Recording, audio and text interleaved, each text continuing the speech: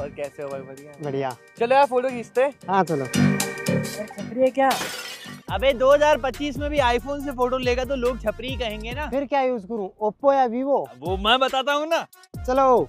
देखो वैसे तो ये दोनों ही बीबीके इलेक्ट्रॉनिक्स की सल्तनत के राजकुमार हैं, दोनों के ही कैमरा बम्प के आउटपुट सिमिलर से हैं, लेकिन फिर भी डिजाइन के अंदर कुछ चेंजेस हैं। बैक से देखोगे तो आपको ऑलमोस्ट सिमिलर पैटर्न लगने वाला है। वहीं इसके वीवो की ब्रांडिंग, वहीं इसके ओप्पो की ब्रांडिंग। वीवो हमेशा सोर्ट सेंसेशन को लेके आता है प्रोटेक्शन के रूप में, और वहीं ओप्पो में cornering gorilla glass 7i। Vivo की प्रोटेक्शन प्राइस के हिसाब से अच्छी है, दूसरी तरफ ओप्पो की प्रोटेक्शन 1 लाख रुपए के हिसाब से थोड़ा सा क्वेश्चनेबल है, क्योंकि ये सेम प्रोटेक्शन आपको मिल जाती है Realme GT7 Pro के अंदर भी, जो अराउंड 50-60,000 का फोन है। बट फिगर मेंटेन ओप्पो ने अच्छा किया है। 214 ग्राम का वेट है और 8.2 mm की थिकनेस है, और एक फ्लेक्सिब के हिसाब से प्रीमियम होल्ड भी है। वहीं वीवो आता है 8.5 mm की थिकनेस और 231 ग्राम का वेट लेकर। वहीं जो दोनों की फ्रेम है वो एल्यूमिनियम की बनी हुई है, लेकिन ये थोड़ी सी स्टील की फील देती है, इसलिए वीवो थोड़ा ज्यादा प्रीमियम लगता है एज कम्पेयर टू ओप्पो। और जितने भी आप फोन देखोगे उसमें फिंगरप्रिंट की जो पोजीशन है वो बहुत ज्यादा आइडेंटिफाई करती है वो फ्लेक्सिब है कि नहीं है। तो यहाँ पे ये भी एक मेजर चेंज है। ओप्पो के अंदर ये पोजीशन बहुत ज्यादा नीचे में है, जो आपको अक्सर मिड रेंज या फिर अपर मिड रेंज के अंदर देखने को मिलेगी। ऊपर से ये अल्ट्रासोनिक टाइप फिंगरप्रिंट नहीं है,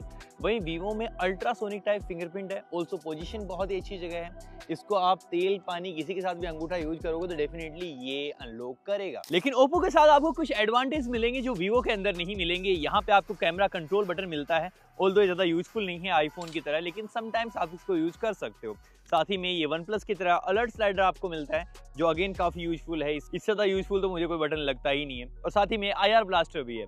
डेफिनेटली अगर आपका टीवी एसी का रिमोट खो जाए तो आप इससे यूज कर सकते हो। अब दोनों फोनों की डिस्प्ले साइज बिल्कुल सेम है, लेकिन वीवो की डिस्प्ले ज्यादा कर्व्ड है, वहीं ओप्पो की डिस्प्ले ज्यादा वाइब्रेंट भी है, ज्यादा कलर्स प्रोड्यूस करके देती है। ऐसा लगता है जब आप साइड बाय साइड रखते हो तो मीडिया कंजम्पशन के हिसाब से डेफिनेटली ये ज्यादा बेटर लगेगी एज कम्पेयर टू वीवो। लेकिन वीवो के डिस्प्ले में इतने ज्यादा कलर्स दिखाई नहीं देते, जो थोड़ी सी देखने वाली चीज है। दोनों की पीक ब्राइटनेस के नंबर बिल्कुल सेम है, लेकिन फिर भी वीवो की डिस्प्ले ज्यादा ब्राइट है एज कम्पेयर टू ओप्पो। साथ ही दोनों ही फोन इतनी प्राइस रेंज को लेके आते हैं। ऑब्वियसली ड्यूअल स्टीरियो स्पीकर्स भी होंगे, लेकिन ड्यूअल स्टीरियो स्पीकर्स नहीं है, सिर्फ ड्यूअल स्पीकर्स हैं। तो मैं आपको दिखाता हूं कि एक्चुअल में कौन सा ज्यादा बेटर है।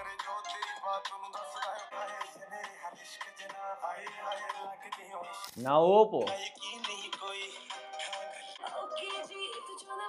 दोनों के सच में काफी अच्छे हैं, लेकिन मुझे ओप्पो का पर्सनली ज्यादा पसंद आया है। साउंड थोड़ा सा ज्यादा लाउड भी फील होता है, और इसका साउंड थोड़ा सा दबा हुआ फील होता है एज कम्पेयर टू वीवो। और अगर बात करें इनके मेन हाईलाइट पॉइंट की, जहां पे हैं मेन बड़े बड़े कैमरास, तो यहाँ पे वीवो लेके आता है ट्रिपल रेयर कैमरा सेटअप को, ओप्पो के अंदर है क्वाड रेयर कैमरा सेटअप। जो मेजर डिफरेंस है वो है टेलीफोटो सेंसर का। यहाँ वीवो के अंदर आपको 200 मेगापिक्सल का टेलीफोटो सेंसर देखने को मिलता है 3.7x ऑप्टिकल जूम के साथ। वहीं ओप्पो के अंदर आपको दो टेलीफोटो सेंसर्स देखने को मिलते हैं, एक है 3x के साथ, एक है 6x के साथ, और दोनों की कैपेसिटी 50 मेगापिक्सल की है। अगर बात करें फोटोज की, तो वीवो ओवरऑल प्रोसेसिंग को या फिर कलर्स को अच्छे से मैनेज कर लेता है। यहाँ पे आपको DSLR टाइप वाइब आने वाली है। ओप्पो के अंदर वो थोड़ी सी मिस रहती है, ये क्लोज टू नेचुरल रखने की कोशिश करता है। ये भी बहुत लोगों को पसंद आएगा, लेकिन आजकल सोशल मीडिया का जमाना है, तो वीवो को डेफिनेटली बहुत सारे लोग पिक करने वाले हैं। अब ओप्पो के अंदर आपको दो टेलीफोटो सेंसर्स देखने को मिलते हैं। जिनको नहीं पता हो उनको बता दूं, टेलीफोटो सेंसर काम करता है आपकी फोटो में डेप्थ देने की। जब आप पोर्ट्रेट फोटोज लेते हो तब आपको और ज्यादा अच्छे रिजल्ट दिए जाते हैं, साथ ही में नाइट फोटोग्राफी और ज्यादा इंप्रूव हो जाती है। तो लिहाजा ऑन पेपर ऐसा लगता है कि ओप्पो में फोटो ज्यादा बेटर आनी चाहिए, लेकिन ऐसा नहीं है। वीवो के अंदर आपको ज्यादा बेटर फोटोज मिलती हैं, ज्यादा अच्छे कटआउट्स मिलते हैं। साथ ही में आप चाहे 6x लो, 3x लो या फिर उससे ऊपर लो, हर फोटो में आपको ज्यादा बेटर थोड़ा वीवो दिखने वाला है। अब यही सेम सिनेरियोज कैरी फॉरवर्ड होता है, चाहे आप जूम वाली फोटोज की बात कर लो, चाहे आप पोर्ट्रेट फोटोज की बात कर लो,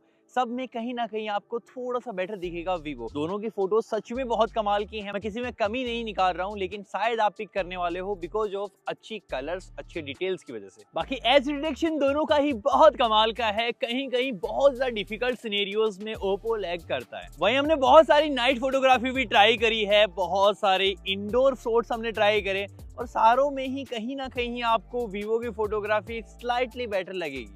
दोनों ही एकदम फ्लैगशिप लेवल के फोन हैं और दोनों के अंदर ही रिकॉर्ड हो रहा है 4K 60 FPS में। यहाँ पे Vivo 4K 120 FPS तक भी जाता है, 8K 30 FPS का भी आपको अलग से ऑप्शन मिल जाता है, तो ये काफ़ी कमाल की चीज़ है। लेकिन यहाँ पे Oppo के अंदर मैक्स मिलेगा आपको 4K 60 FPS। एक मिनट शकल दिखाओ अपनी, ये देखो किस तरीके से बैलेंस कर रहा है, वो भी आप देख सकते हो। सब्जेक्ट को फोकस कितना जल्दी कौन सा कर रहा है वो भी एक बार मेजर कर लो। आपको लॉक का ऑप्शन भी ओप्पो के अंदर नहीं मिलता है, वो सिर्फ आपको वीवो के अंदर मिलेगा, तो आपको मेक श्योर करना है कि आपको लेना कौन सा है। दोनों ही फोन्स के अंदर 32 मेगापिक्सल का सेल्फी सेंसर है। वीवो यहाँ पे नेचुरल कलर निकाल के देता है, ये ओप्पो थोड़े से सैचुरेटेड कलर निकालता है। इवन ओप्पो के अंदर आपको सोनी का सेंसर मिलता है, फिर भी डिटेल्स इतनी अप टू द मार्क नहीं है जितनी सोनी के साथ एक्सपेक्टेशन होती है। ये है दोनों का ही फ्रंट कैमरा। वीवो और ओप्पो की बात हो रही और फ्रंट कैमरा की बात ना हो, ऐसा हो नहीं सकता, क्योंकि उनके डीएनए में है कि हम सेल्फी तो अच्छी आपको प्रोवाइड कर ही देंगे।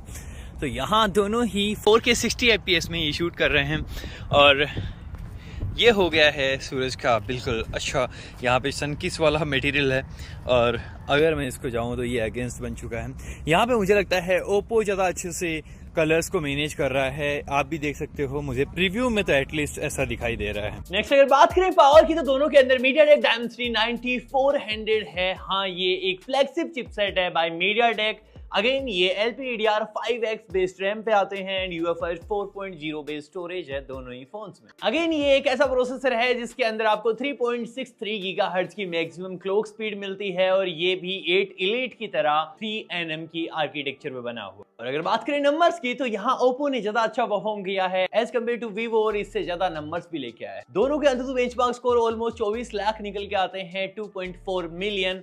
CPU थ्रोटल टेस्ट भी अगेन ओप्पो का ज्यादा बढ़िया है। और अगर बात करें गेमिंग की, तो यहाँ वीवो आगे जाएगा जेंसन इम्पैक्ट 60 FPS में और BGMI 120 FPS में। वहीं ये दोनों गेम्स ही ओप्पो आपको मैक्स 60 FPS में ही खिलवा सकता है। और दोनों के अंदर ही हमने काफी देर तक गेमिंग करी है, दोनों के अंदर ही ना ज्यादा हीटिंग होती है ना ज्यादा लैग्स मिलते हैं, तो काफी अच्छे से स्मूथली रन कर जाते हैं हाई एंड गेम्स को भी। और अगर बात करें अंदरूनी शक्तियों की, तो यहाँ वीवो से ओप्पो काफी आगे निकल जाता है। जहां दोनों ही फोन्स के अंदर आपको Android 15 मिलेगा, कलर OS 15 पे आता है ये ओप्पो और वीवो आता है FunTouch OS 15 के साथ। अब क्रोनोलॉजी आपको समझ नहीं आई होगी कि दोनों के अंदर नंबर तो सेम ही है, फिर ज्यादा बेटर कैसे हो गया। बेटर बनाता है इसको इसका कलर OS, ये हर एस्पेक्ट में ज्यादा बेटर हुआ है एज कम्पेयर टू बाकी सभी UIs। फिर चाहे स्मूथनेस हो, ओवरऑल UI हो, लॉक स्क्रीन कस्टमाइजेशन हो, ये मिला के काफी एक प्रीमियम एक्सपीरियंस ऐड ऑन करता है। वहीं FunTouch OS 15 के अंदर भी रिफाइनमेंट तो आई है, ये बेटर हुआ है 14 के कंपेयर में, लेकिन उतना ज्यादा बेटर नहीं हुआ है जितना कलर OS 15। वहीं अपडेट्स के अंदर भी ओप्पो आगे है, यहाँ पे 5 साल के मेजर एंड्रॉइड अपडेट्स मिलेंगे और 6 साल के सिक्योरिटी अपडेट्स मिलेंगे। और वहीं वीवो के अंदर 4 साल के एंड्रॉइड अपडेट्स और 5 साल के सिक्योरिटी अपडेट्स। और इस सारी कहानी के बाद बात करें इनकी पावर हाउस की, तो दोनों के अंदर ऑलमोस्ट सिमिलर बैटरी मिलती है। ओप्पो ने एप्पल की तरह थोड़े से टेढ़े मेढ़े नंबर दिए हैं, 5910 mAh, वहां वीवो पूरा 6000 mAh को लेके आता है। और ये 90 mAh का थोड़ा सा डिफरेंस रियल लाइफ में इतना ज्यादा इंपैक्ट नहीं डालता। दोनों को साइड बाय साइड जब यूज किया तो 7 आवर्स का स्क्रीन ऑन टाइम ये निकाल के देते हैं। और वीवो ने यहाँ पे थोड़ी सी कॉस्ट कटिंग करी है इन टर्म्स ऑफ चार्जिंग। मैं आपको बताता हूँ कैसे। लास्ट ईयर जो 50 वोट की वायरलेस चार्जिंग हुआ करती थी, वो इस बार 30 वोट की है।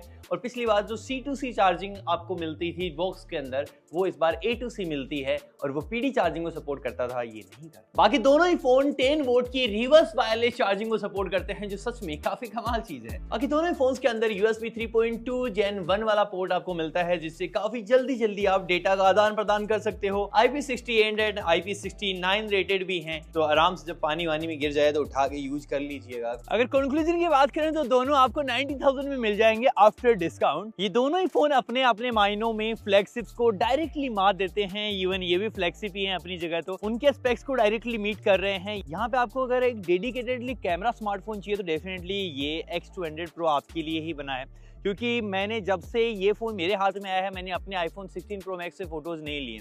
इतनी खतरनाक क्वालिटी है इसके पोर्ट्रेट्स की, ऑल्सो इसकी नॉर्मल फोटोज की। वहीं दूसरी तरफ ओप्पो, इसकी इन हैंड फील काफी अच्छी है, आपको डेफिनेटली एक प्रीमियम फील ये देने वाला है। वहीं इसका UI, अगर आप बहुत ज्यादा प्यार करते हो एक अच्छे यूजर इंटरफेस से, तो डेफिनेटली इससे बेटर और क्या होगा। आपको बहुत सारी कस्टमाइजेशन मिलती है, बहुत सारे कमाल के एनिमेशन मिलते हैं, तो यहाँ पे ये आपको एक प्रीमियम डेफिनेटली फील करवाएगा। बाकी परफॉर्मेंस, डिस्प्ले एंड बैटरी में इतना ज्यादा डिफरेंस नहीं है कि किसी एक आपको पिक करना पड़े, अक्कड़ बक्कड़ भी कर लिया आंख बंद करके तो भी आपको कोई फर्क नहीं पड़ने वाला है। बाकी आप नीचे लिख के बताओ कि आप X200 Pro को और किसके साथ कंपेयर होता हुआ देखना चाहते हो इन टर्म्स ऑफ कैमरा।